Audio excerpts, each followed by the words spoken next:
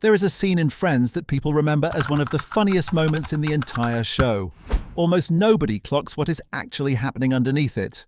Monica is hosting Thanksgiving again, the way she does almost every single year without anyone ever really asking her to.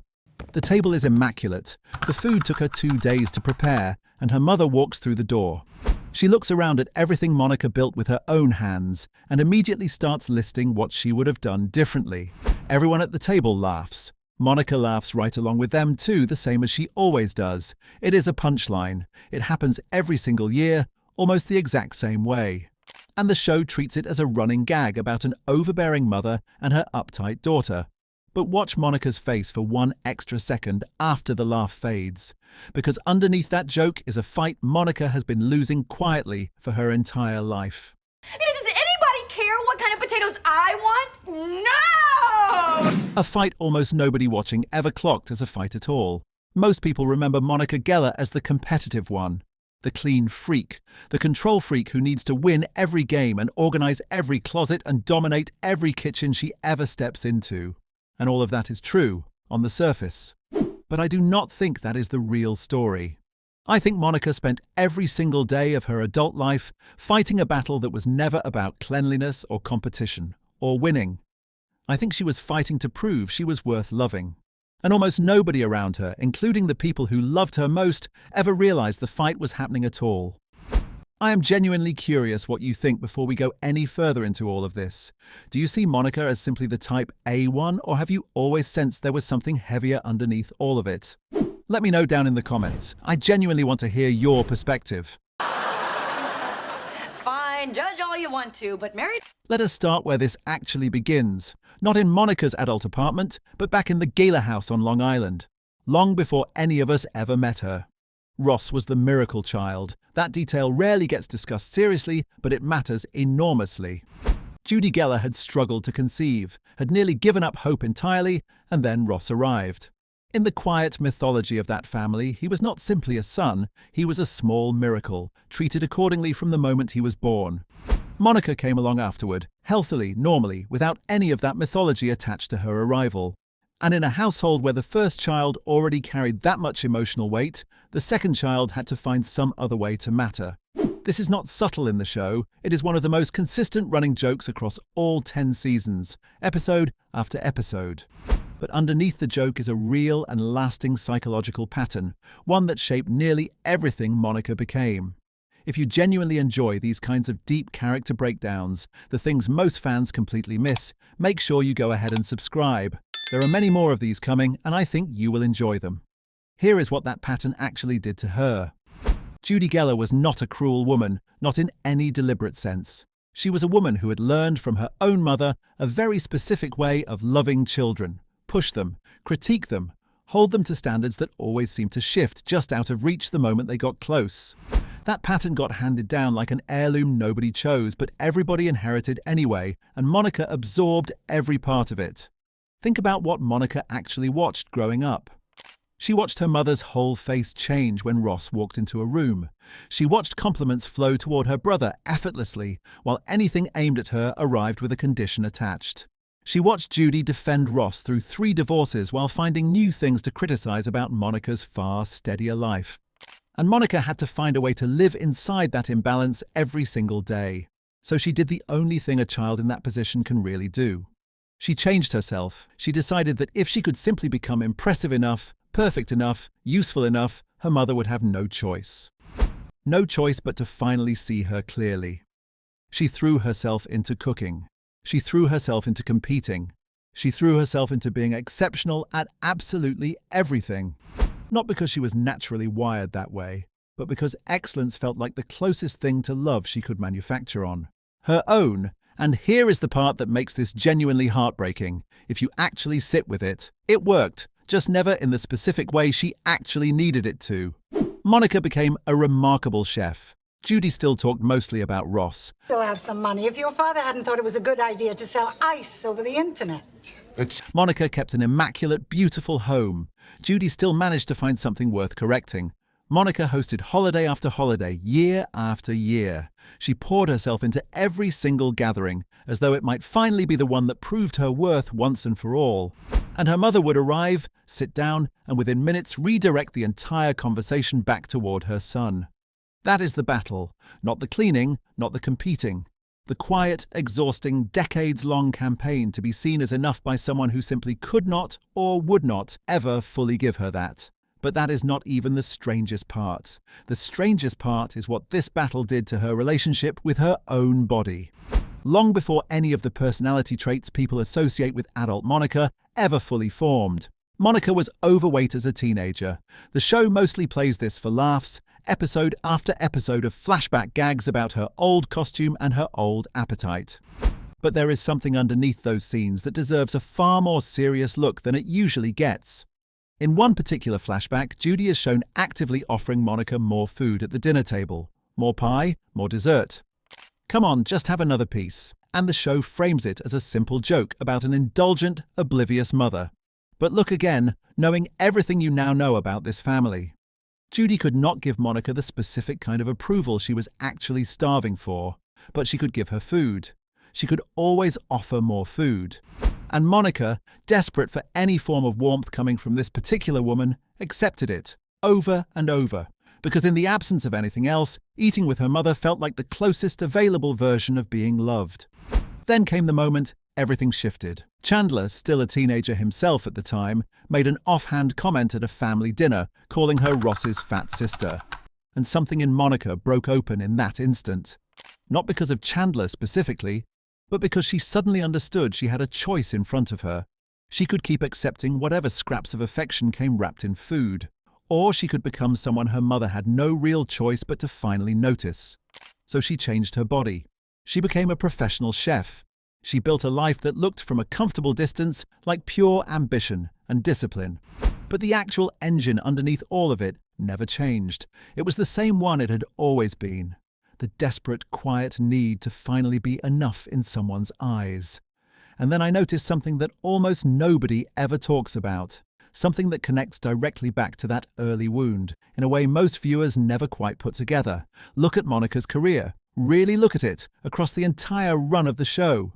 It is not a smooth, steady climb the way television careers usually get written. It is a long, bruising, repeated cycle of starting over. She works as an underpaid sous chef. She finally earns a promotion to head chef and gets fired almost immediately for accepting complimentary steaks from a vendor.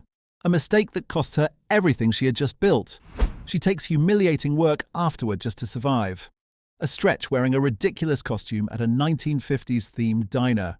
Roller skating between tables in a blonde wig in front of people who have no idea who she really is underneath it.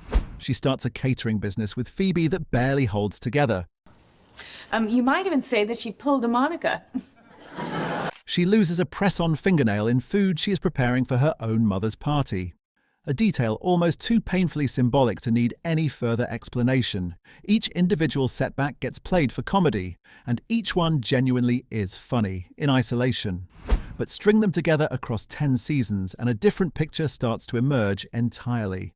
This is a woman who keeps losing the one area of her life where she has consistently tried to prove her own worth.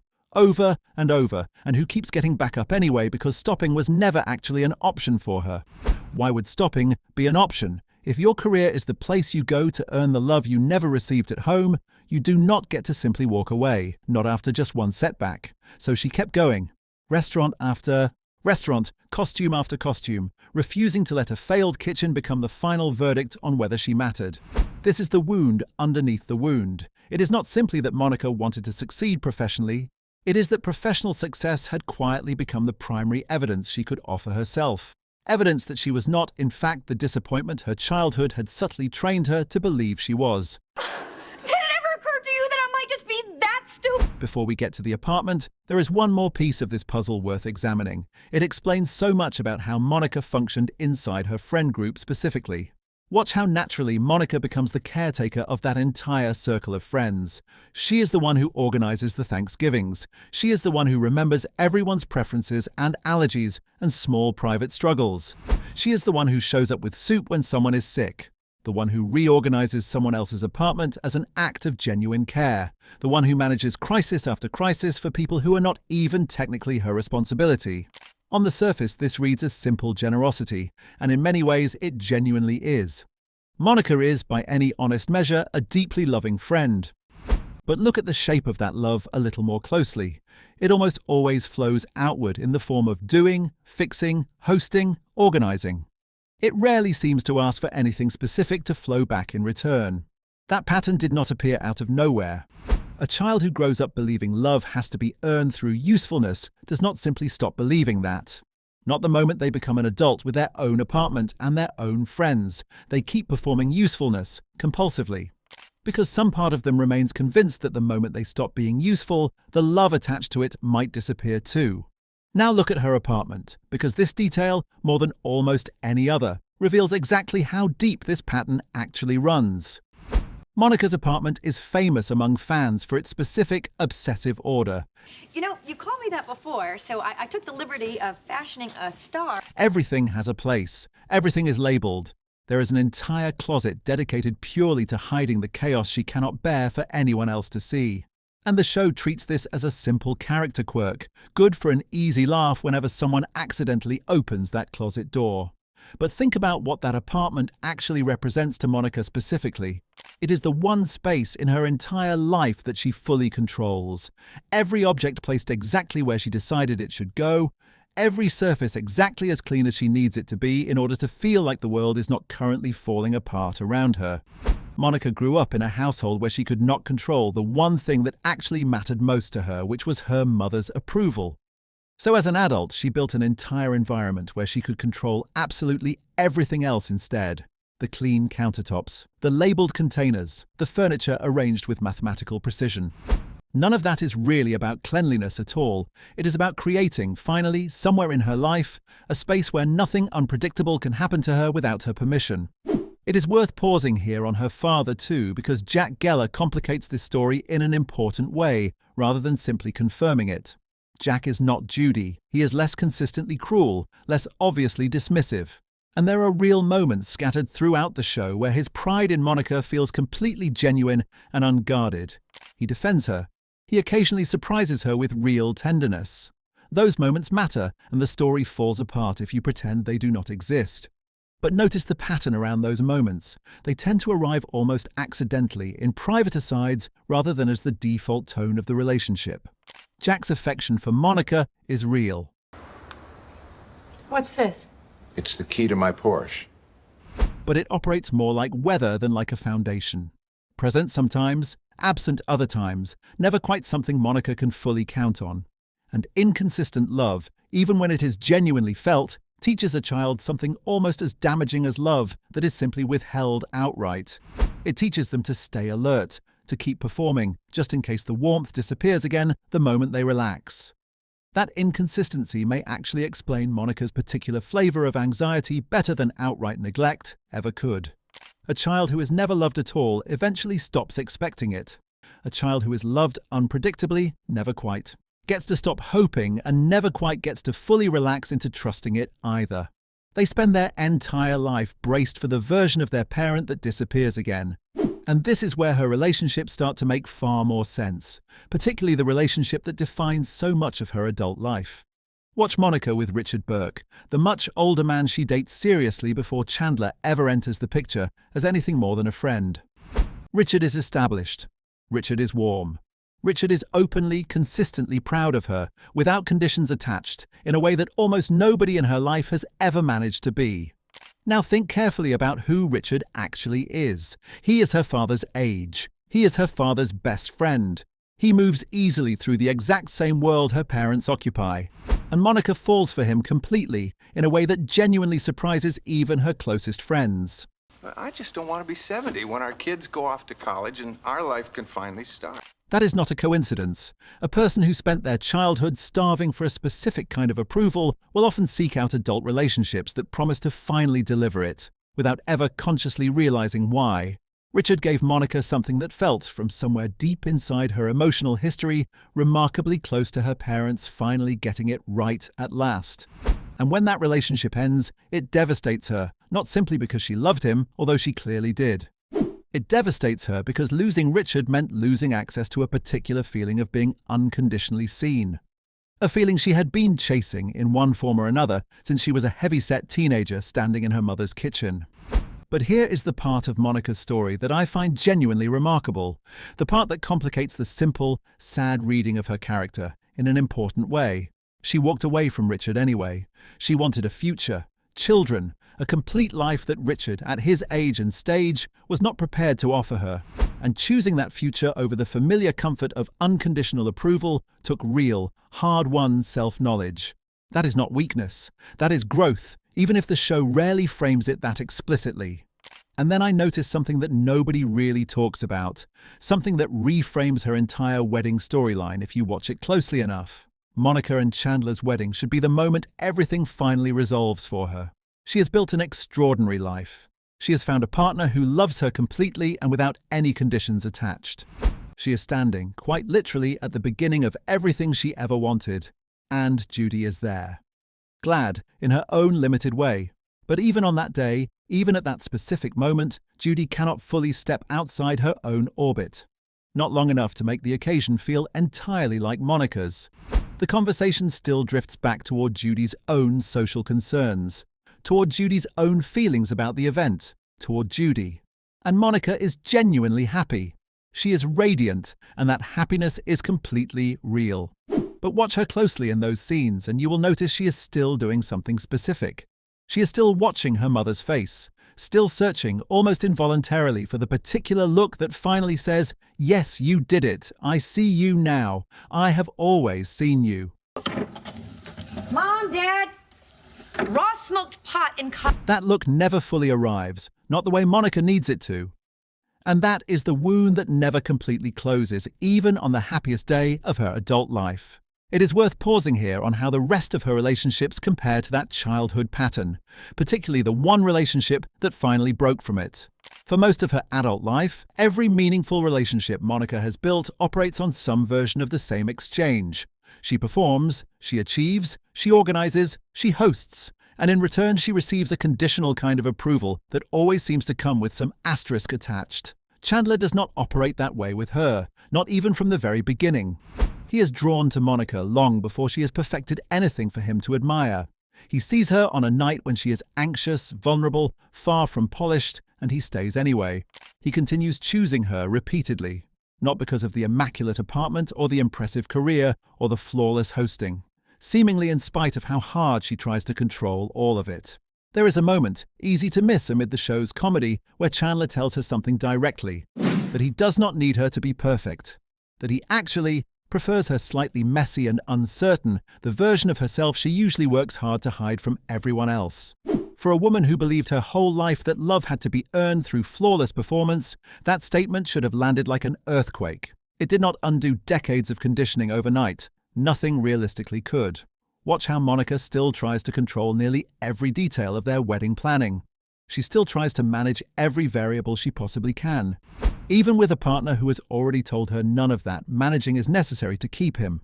Old patterns do not simply vanish because someone finally offers you something healthier. They loosen slowly, unevenly, over years rather than overnight.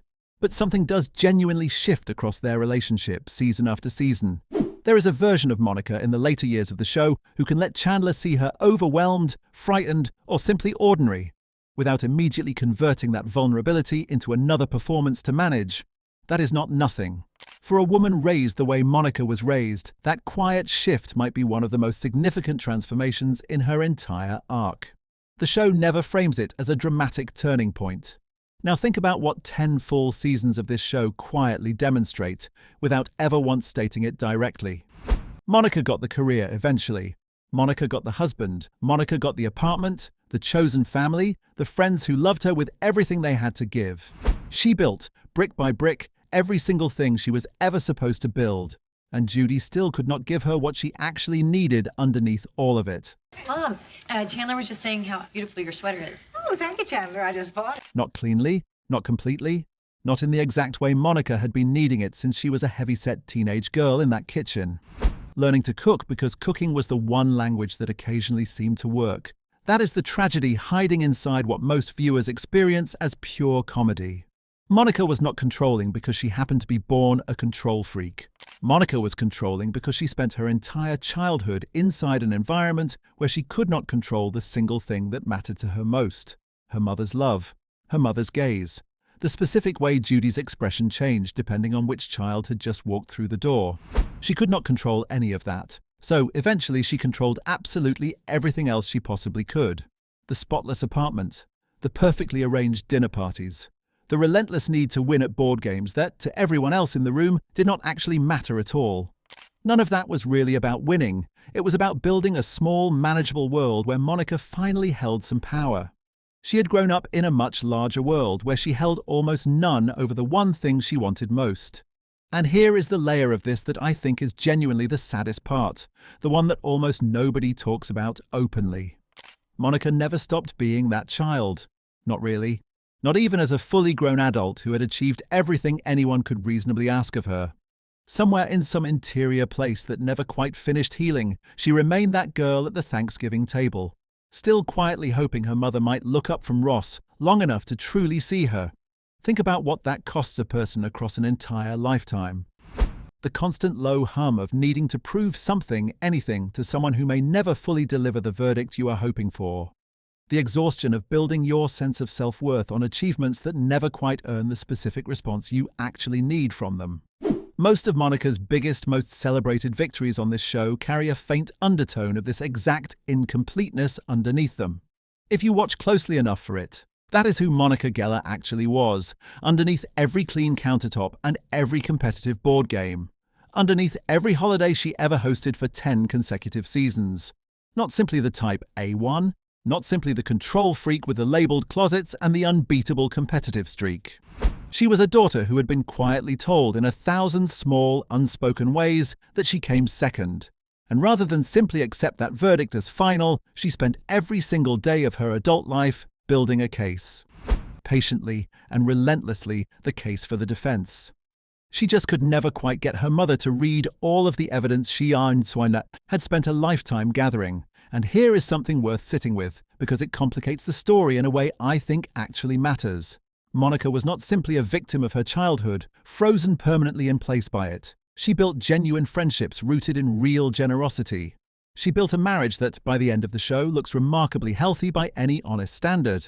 She built a career that, despite every setback along the way, eventually reflected real, undeniable talent rather than just frantic compensation. That complexity matters enormously. If Monica was simply a wounded person, endlessly repeating the same sad pattern forever, this would not be a particularly interesting story to tell. What actually makes it worth telling is what she did with something painful she never asked for. Slowly, imperfectly, she turned parts of it into something genuinely good.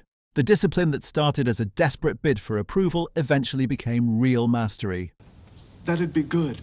Real? The hosting that started as a performance eventually became real generosity, freely given rather than anxiously extracted, and that is genuinely hard to sit with once you actually see it clearly.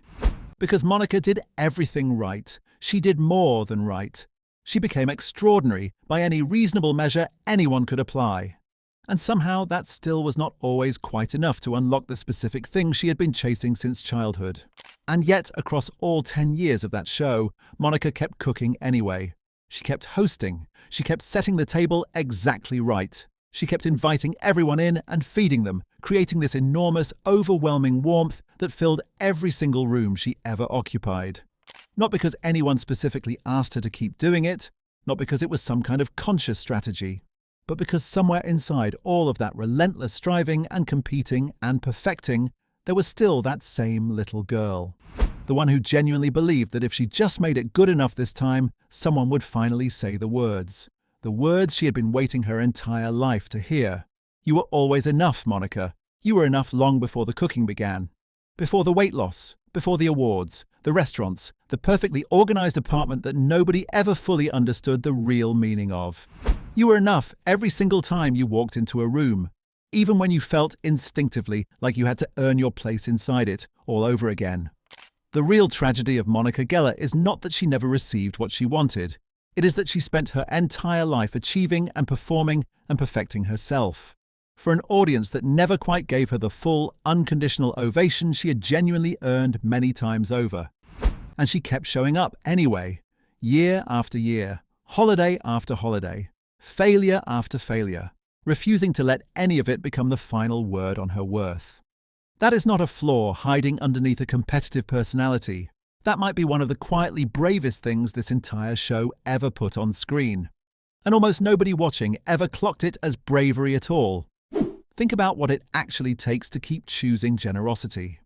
After a childhood that taught you generosity was the price of being tolerated rather than a gift freely given, think about what it takes to keep opening your door year after year to people who might disappoint you, the way your own family sometimes did, and to do it anyway because some part of you still believes connection is worth the risk.